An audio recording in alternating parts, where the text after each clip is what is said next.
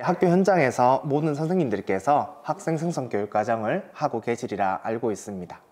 그럼 그 전에 학생 생성 교육 과정이 무엇인지부터 알고 가볼게요. 학생 생성 교육 과정은 한마디로 학생이 주도적으로 배움을 계획하고 실천하고 성찰하는 교육 과정입니다. 즉, 경험의 총체인 것입니다.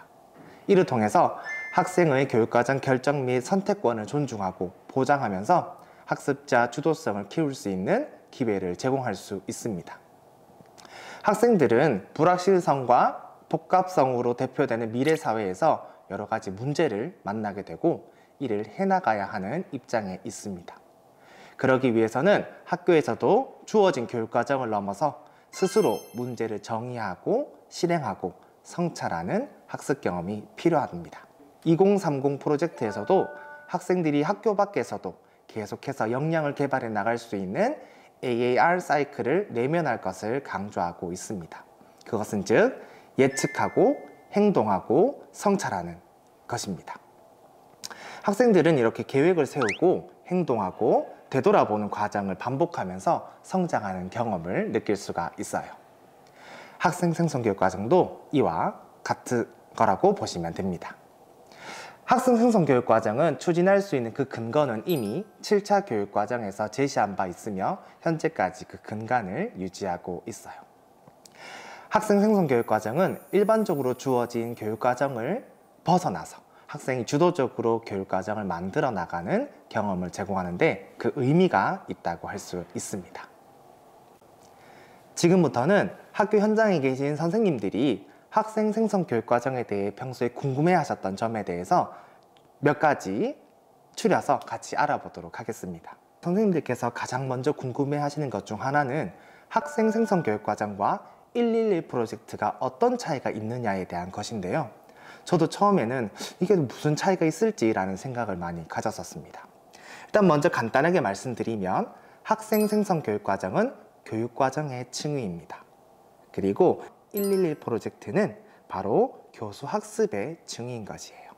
그래서 어떻게 보면 학교 현장에서 우리가 보이는 학생 생성 교육 과정과 111 프로젝트의 모습은 매우 비슷할 수가 있습니다.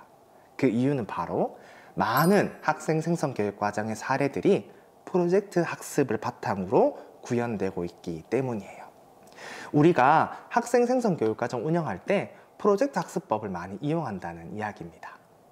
그러나 학생 생성 교육 과정을 운영할 때는 프로젝트 학습법뿐만 아니라 주제 중심으로 통합하는 통합 수업도 있을 수 있고요. 또는 현상 기반 학습, 탐구 학습 등 다양한 형태가 존재할 수 있기 때문에 선생님과 학생이 같이 이야기를 통해서 학생 생성 교육 과정을 어떻게 운영해 나갈지 결정하는 것이 중요합니다. 그래서 학생들과 함께 찾아가는 그런 수업의 모습을 선생님들께서도 생각해 보시면 될 것 같고요. 학생들과 함께 찾아갈 때 성공적인 학생 생성 교육 과정을 운영할 수가 있을 것입니다. 두 번째는 바로 학생 생성 교육 과정의 주제를 어떻게 정해야 하나 였습니다. 큰 주제를 바탕으로 학생들과 함께 주제를 정하려고 하니까 매우 어렵더라. 그리고 개방형 질문, 너희들은 무엇을 공부하고 싶니? 라는 질문으로 시작했더니 학생들이 너무 간단하거나 또는 피상적인 주제들만을 이야기했던 경험들이 많다고 했습니다.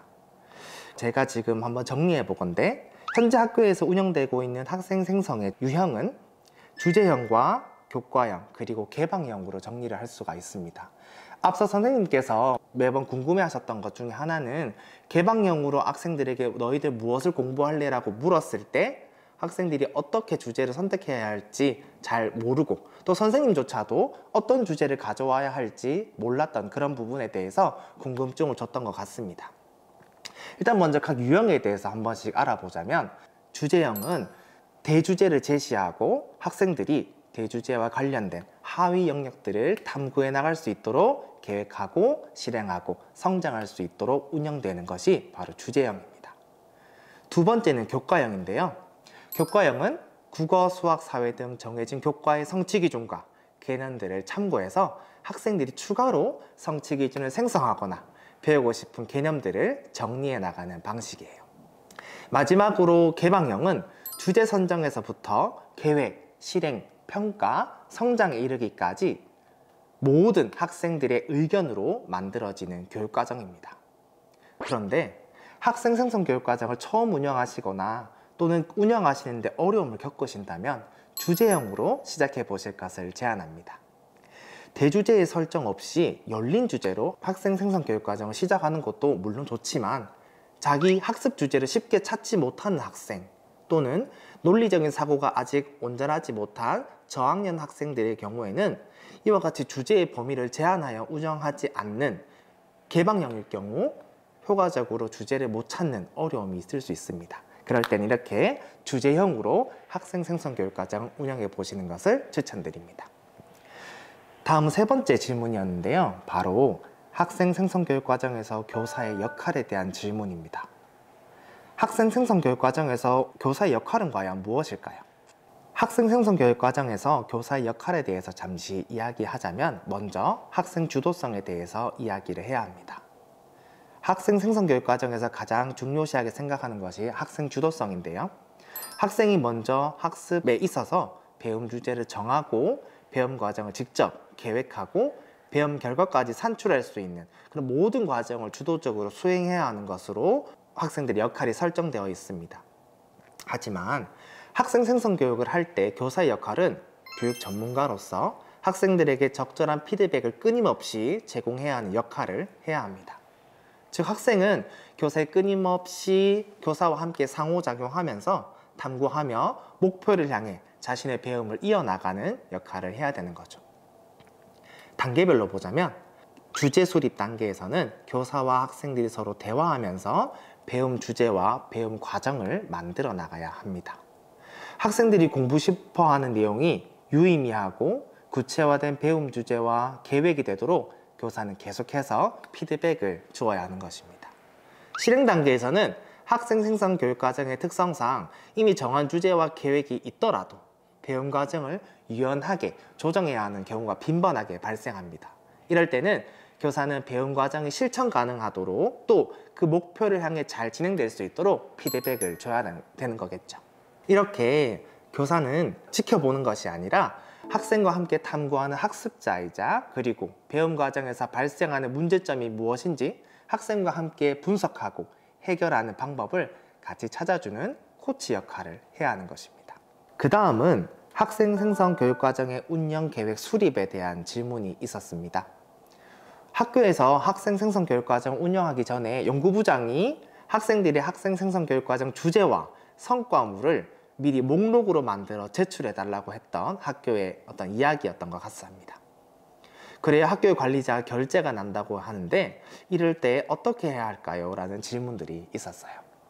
학생 생성 교육과정은 학생들이 활동 주제를 탐색하는 것에서부터 시작한다고 볼 수가 있습니다. 아직 활동 주제 탐색이 시작되지도 않았는데 학생들의 활동 주제가 목록화되어서 나올 수가 없겠죠. 운영 주간이 시작이 되고 학생들의 활동 주제 탐색이 마무리가 되어야 학생들의 적절한 활동 주제가 구체적으로 나올 수가 있습니다. 그래서 학생 생성 교육과정의 운영 계획을 수립할 때는 운영 시기와 대상, 그 다음에 학생들의 활동 장소, 안전지도 관련 사항 등 학생 생성 교육과정 운영하기 전에 학생들에게 미리 안내되어야 할 내용들만 포함하면 어떨까 하는 생각이 듭니다. 이렇게 관리자와 교사의 두 모두 입장을 절충해서 학생 생성 교육과정의 주제가 탐색되고 난 이후에 계획서를 제출하면 좋을 것 같다는 생각이 듭니다. 그 다음에는 저학년 대상 학생 생성 교육과정 운영의 어려움에 대한 질문이 있었습니다. 초등학교 저학년 학생들은 어리고 또 지식 구성이나 사고 활동이 아직 불완전한 해서 학생 생성 교육과정 운영하는 데 매우 어려움이 많았다라는 선생님의 이야기가 있었습니다. 초등학교 저학년 학생들을 대상으로 학생 생성 교육과정을 설계하고 실행하기란 결코 쉬운 일이 아니라고 생각을 합니다. 저학년 학생은 자리에 바로 앉기, 손 들고 발표하기, 질서 지키기 등과 같은 모든 배움의 활동이 기본이 되는 습관과 행동들을 몸으로 익히면서 습득하며 본격적인 학습을 준비하는 과정이 있다고 봐도 되겠죠. 앞서 선생님께서 이야기하시듯이 단순한 공작 활동이나 놀이 활동이더라도 학생들이 스스로 활동의 순서와 놀이 규칙을 정해보고 수업 설계에 학생들의 흥미를 반영시킬 수만 있다면 그 교육적 가치는 충분히 있다고 생각을 합니다. 그 다음 선생님께서는 배움이 느린 학생들이나 또는 학습 자체에 흥미가 없는 학생들에게 학생 생성 교육 과정을 어떻게 운영하면 좋을지라는 질문을 받았습니다. 교실에서 모르겠어요, 하기 싫어요, 어려워요 등으로 교육에 대한 참여 자체를 회피하거나 거부하는 학생들이 종종 있어요. 이런 학생과 함께 학생 생성 교육 과정 운영하는데 어려움이 많았을 걸로 생각이 됩니다. 배움이 느린 학생의 경우에는 배경 지식이 부족하거나 또는 주제 설정이나 학습 활동을 계획하는데 많은 어려움이 있기 때문에 교사가 옆에서 조력자로서 도움 자료나 유의미한 발문들을 통해서 피드백을 충분히 준다면 또래 학생과 함께 협력해서 활동 과정이나 상황을 같이 만들어낼 수 있다고 생각을 합니다. 이렇게 선생님들과 함께 학생 생성 교육 과정이 무엇인지, 그리고 학생 생성 교육 과정을 운영하면서 평소에 궁금했던 점 같이 알아봤습니다. 앞으로 이런 자료가 선생님들께 많이 배포가 되어서 학생 생성 교육 과정을 운영하는 데 많은 도움이 되길 바랍니다. 감사합니다.